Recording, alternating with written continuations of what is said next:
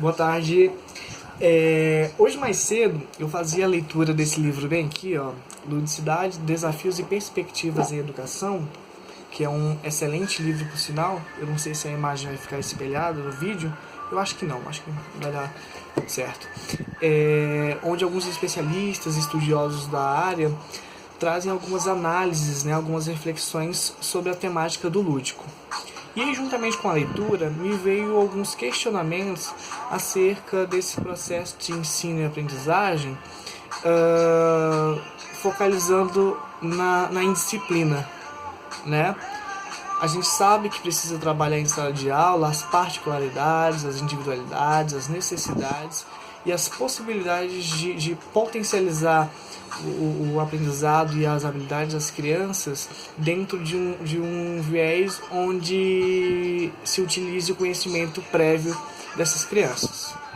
Mas aí, imagine você em uma turma com 30 crianças, 20 crianças estão focadas, né, naquilo que o professor propôs a fazer, seja, né, a nível de conteúdo, seja alguma atividade em sala, e outras 10 estão totalmente desconectadas daquilo que o professor está apresentando. Obviamente, essas 10 crianças elas irão influenciar as que estão centradas na tarefa, né? E isso é muito ruim, porque o professor ele acaba se desestimulando, o professor acaba se desgastando, né? As relações elas acabam não sendo estreitadas justamente por conta dessa indisciplina das crianças, né? A gente sabe que todos esses métodos, né, todos esses recursos, todos esses instrumentos, lúdicos ou não, eles são excelentes, né, para que essas crianças possam se desenvolver, possam se perceber e, obviamente, desencadear aí essas habilidades. Mas aí eu lanço mão de uma pergunta. E quando a gente utiliza todos esses recursos, quando a gente lança mão de todas as ferramentas para que essas crianças possam desenvolver-se e ainda assim isso não acontece? Como que a gente conduz isso?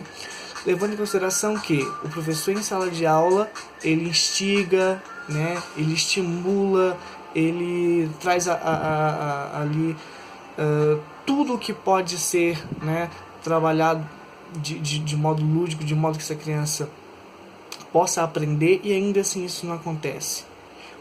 Qual é o tratamento, né, desses professores em relação a esses alunos que apresentam esse comportamento?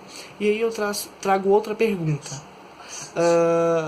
A família, né, que por vezes só acompanha de longe, né, observa de longe a criança, às vezes não estimula de forma necessária, e isso acaba sendo transportado ao professor, né, essa responsabilidade ela acaba sendo da escola, quando na verdade devia ser do professor.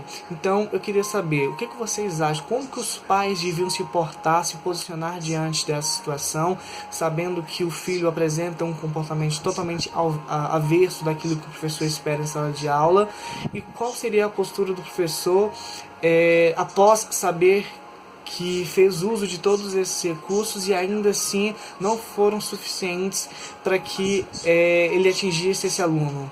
Então eu queria que vocês colocassem aqui o comentário de vocês, a opinião de vocês, justamente para que a gente pudesse discutir um pouquinho sobre isso e trazer aí algumas considerações, tá bom? Então, aguardo.